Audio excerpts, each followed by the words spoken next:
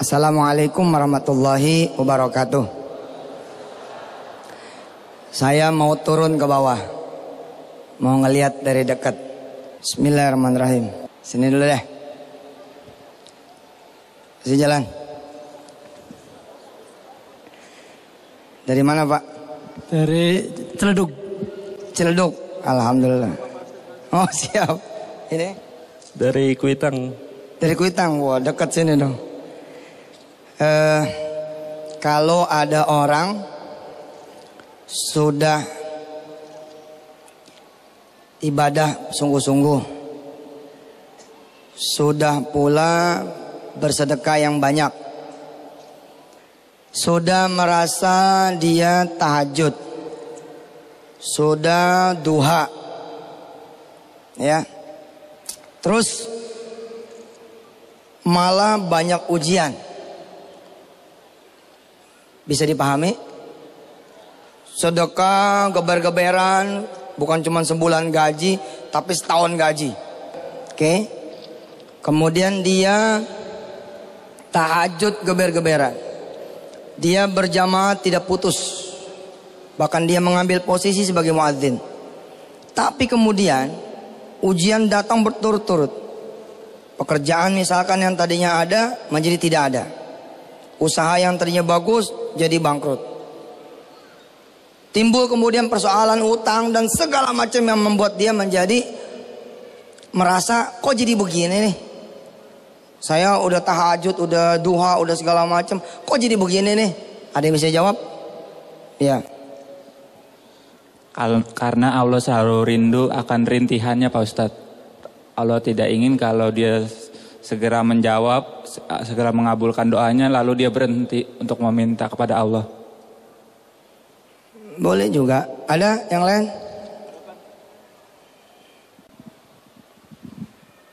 Mungkin itu adalah doanya pada saat beliau melakukan sholat duha, bahwa beliau minta disucikan harta-harta yang sudah dia miliki. Terima kasih. Cakep. Jawaban pertama, jawaban kedua cakep. Tadi mana? Kan sering merasa gitu ya? Suka nggak merasa gitu? Kok kita geber-geberan malah jadi begini nih gitu. Tadi jawaban yang pertama, Allah masih rindu dengan rintihannya. Jawaban yang kedua, insya Allah itu adalah pengabulan dari doanya. Kan minta disucikan, subhanallah. Ada 10 dosa besar yang belum terampuni dan dengan taubat nasuha. Wih, ada 10 dosa besar yang belum terampuni dan belum taubatan nasuha. Ya, yang lain? Barangkali Allah menghabiskan jatah gagalnya, jadi mau nggak mau nanti dia sukses gitu. Wah, makin lama makin jauh terus saya pulang nih kayaknya. Lewat belakang. Iya. Saya pernah dengar itu hadis Nabi. Jika Allah ingin menaikkan derajat seorang hamba, dia akan memberikan suatu kejadian-kejadian yang hamba tersebut tidak menginginkannya. Karena dengan ibadahnya itu, dia tidak dapat mengangkat derajatnya sendiri. Sehingga Allah ampuni dia dengan kejadian-kejadian yang tidak dia sukai untuk menaikkan derajatnya dia. Keren. Ulangi lagi. Oh ini keren ini. Keren ini. Bangun. Oh, subhanallah. Siapa namanya? Arman. Bakat nih kelihatan bulan depan gantiin di depan. Man, ulangi lagi. Bagus itu. Ada hadis Nabi saya pernah baca. Jadi apabila Allah ingin menaikkan derajat seorang hamba yang dia tidak dapat naik derajatnya itu dengan amalan-amalan yang sudah dia lakukan, maka Allah memberikan kejadian yang tidak ia sukai. Sehingga dengan demikian naiklah derajatnya dengan kejadian yang tidak ia sukai tersebut. Subhanallah, cakep. Siap-siap ibu-ibu ya, nanti saya ke sana. Jadi yang dia minta selama ini itu belum dikabulkan karena Allah akan memberikan suatu cobaan untuk memberikan kekuatan kepada dia. Pas suatu saat dia mendapatkan suatu jabatan atau derajat yang tinggi. Subhanallah. Allah memberi yang dia butuhkan, bukan yang dia minta. Udah ada beberapa jawaban yang cantik ya. Tadi ada yang menjawab bahwa mungkin dengan cara itu dosanya dihapuskan. Ada juga yang kemudian menjawab bahwa Allah mengangkat derajat, pengen ngangkat derajat bukan dari arah ibadahnya, tapi dengan Allah berikan ujian dan bala yang tidak disangka-sangkanya, yang tidak diduganya, kemudian dia bersabar, karena itu dia bisa dihapuskan dia punya dosa dan diangkat derajatnya. Subhanallah. Ini dari mana, Kang? Dari Lampung. Subhanallah, Lampung. Sengaja ke sini? Enggak, di Grogol. Asalnya dari Lampung. Iya. Oh gitu. Iya. Tapi apapun itu subhanallah. Grogol kan jauh itu. Grogol mesti ke Merak, Lampung. Lampung naik pesawat ke Soekarno-Hatta. Terus naik taksi ke Istiqlal. Subhanallah. Nyampe. Iya. Yang kita sering rasakan adalah Allah pelit. Iya. Allah nggak mendengar. Allah jahat. Allah nggak membantu. Allah lagi marah. Betul nggak? Yang sering kita rasain, Allah tuh nggak memperhatikan. Ya memang itulah perasaan sensitif orang lagi susah gitu. Kalau orang lagi susah, lagi sulit, lagi putus asa, emang sensitif banget. SMS nggak dibales, marah, galau ya, galau, subhanallah. Dan hebatnya nanti kita akan lihat bahwa Allah Subhanahu Wa Taala pada akhirnya berbeda dengan kita. Kalau kita ketika tidak dipercaya bahwa kita bisa bantu, kita marah loh. Ente ini mau dibantu kok malah marah-marah gitu. Ya sudah, cari bantuan yang lain. Allah tidak. Allah tidak akan meninggalkan. Itu dia.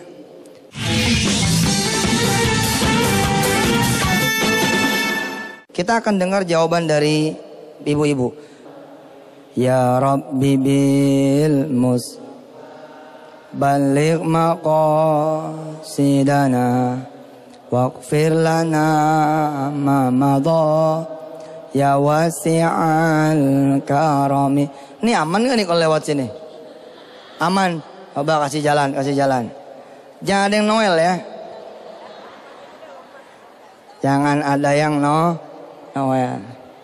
Saya pengen dengar pendapat dari ibu-ibu. Udah bersedekah, udah apa, suami malah nyerein. Suami malah di PHK.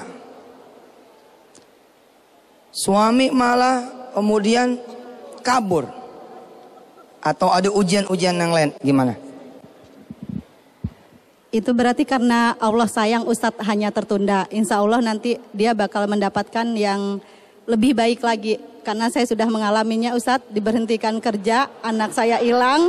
Alhamdulillah sekarang saya punya rumah tahfiz, punya apotik sendiri. Subhanallah, itulah ujian Allah ya. Apa tadi? Apotik Ustadz. Apotik apa namanya? Apotik Mitra Mandiri Ustadz. Di mana alamatnya? Di Jalan Sungai Bambu, Tanjung Priuk Ustadz. Alhamdulillah kita juga dipercaya beberapa perusahaan Ustadz. Yang beli obat di apotik beliau gratis obat yang lain. Ya silakan. Bismillahirrahmanirrahim. Assalamualaikum warahmatullahi wabarakatuh.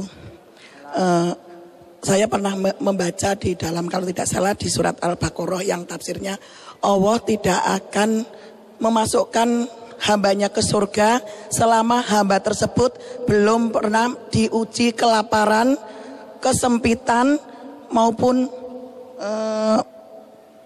kelaparan, kemiskinan, kemudian kekurangan makan dan itu adalah untuk menguji sampai di mana ketaatan dari hamba tersebut kepada Allah. Masya Allah. Sip. Saya pengen pendapatnya itu dari jamaah sendiri. Jadi jemaah ngungkapin perasaannya boleh, insya Allah. Yang belakang, yang tengah, yang tengah, yang tengah. Orang sudah beribadah, udah sedekah, cincinnya udah dicopotin, kalungnya udah dicopotin, buat sedekah. Tapi ternyata dia malah gak bisa makan, malah gak bisa belanja.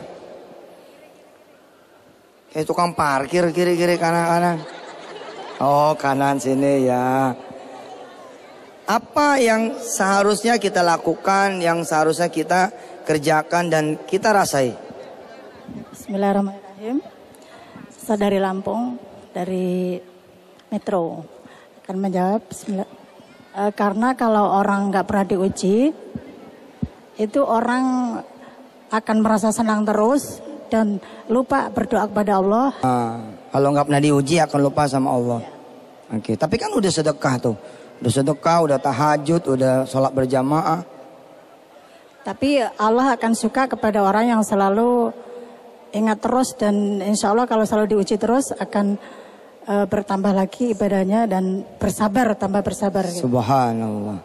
Iya. Terima kasih. Sama-sama. Yang paling jauh, ada yang paling jauh?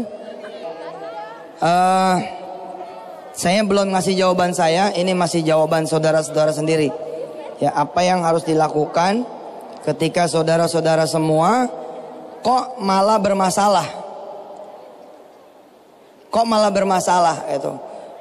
Pengennya gini, pengennya ya sedekah Senin, Selasa, kabul. Betul ya? Kita doa pagi, siang dijawab. Kita minta jodoh hari Senin. Ternyata baru ngangkat tangan udah ada yang ngelamar. Kita minta supaya rumah laku, ya toh? Supaya rumah laku. Kita baru ngasih makan anak yatim, paginya sudah ada yang bayar. Pengennya kan gitu. Tapi kehidupan ini memang tidak berjalan sesuai dengan apa yang kita inginkan karena memang bukan kita yang punya. Nah, saya pengen tahu coba pendapatnya dari sini mana? Di sini ada? Ini pengalaman pribadi Ustadz. Yang pernah saya alami, pernah juga saya bersedekah langsung diijabah sama Allah. Doa saya pernah, belum juga pernah. Yang belum adalah saya punya masalah, yaitu perasaan saya sudah sedekah, saya sudah sholat malam, anak saya punya pacar, putus dan putus. Akhirnya saya ke Ustadz, mohon doanya Ustadz, anak saya mudah-mudahan jadi anak yang solehah dan mendapat jodoh. Alhamdulillah hanya pacaran berapa bulan, 2 bulan atau berapa bulan setelah saya ketemu Ustadz, akhirnya dapat jodoh. Alhamdulillah sekarang sudah punya. Subhanallah. Hebat juga. Iya, dapat berapa?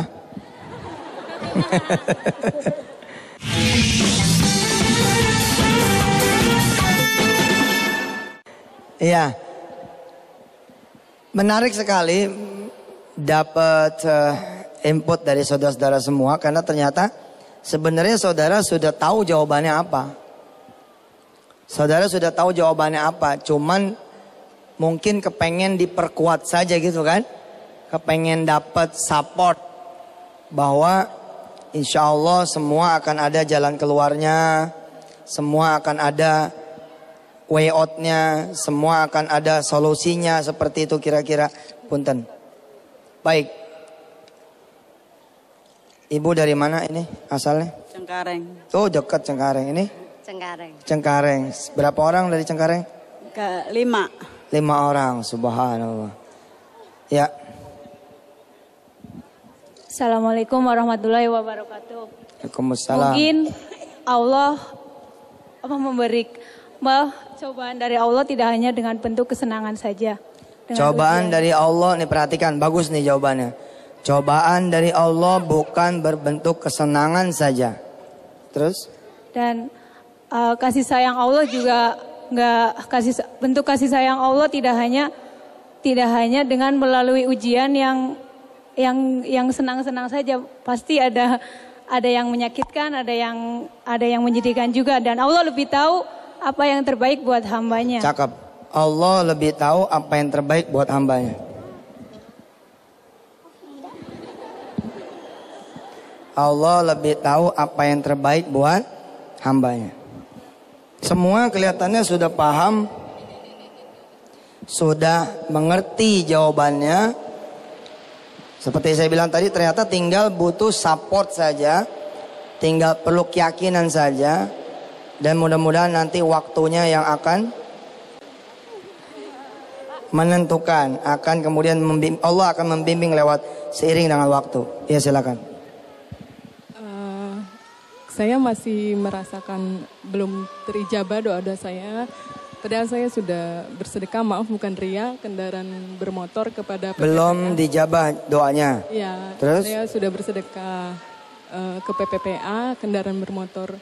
Sudah sedekah motor. Tetapi malah saya kerja dipindah ke bagian yang lebih rendah. Oh, setelah sedekah motor malah dipindah ke bagian yang lebih rendah. Iya. Kapan itu sedekahnya? 2010. 2010. Terus apa yang dirasa dari hati? Lebih ikhlas ya, lebih tenang. Lebih ikhlas, lebih tenang. Bahwa semua itu untuk apa disimpan aja, tapi nggak berguna gitu, Ustaz. Masya Allah, Masya Allah. Kebetulan saya juga divorce juga pada waktu itu. Anak saya meninggal di dalam kandungan. Waktu itu juga sempat ikut Ustadz ceramah di Kelapa Gading. Siap. Ya. Baik. Makasih. Ustadz. Saya nggak perlu ke atas kan? Gimana caranya ke atas? Iya. Kita ngaji dulu bareng-bareng. A'udzu billahi minasy syaithanir rajim. Ayo.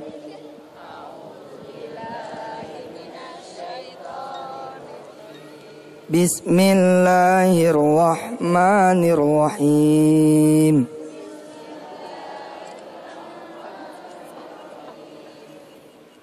Qul ara'aytum in asbaha ma'ukum ghawra faman ya'tikum bima'in ma'in. Masih ada yang mau bicara di belakang? Assalamualaikum warahmatullahi ta'ala wabarakatuh. Waalaikumsalam warahmatullahi wabarakatuh. Saya akan sedikit menanggapi masalah bagaimana sebenarnya cara kita untuk menghadapi sebuah ujian. Bapak-bapak, ibu-ibu semuanya dari sini, ini adalah hidup gitu. Setiap kehidupan itu pasti ada rasa senang, suka, dan rasa sakit. Jadi kita harus menyadari bahwa nikmat yang diberikan Allah itu besar ketimbang rasa sakit yang kita rasakan gitu. Jadi seharusnya kita harus selalu positive thinking. Ini yang terbaik yang Allah berikan. Dan yakin bahwa suatu saat nanti ketika ada rasa sakit itu kita akan mendapatkan kebahagiaan yang lebih yang akan diberikan oleh Allah. Terima kasih. Assalamualaikum warahmatullahi wabarakatuh. Luar biasa.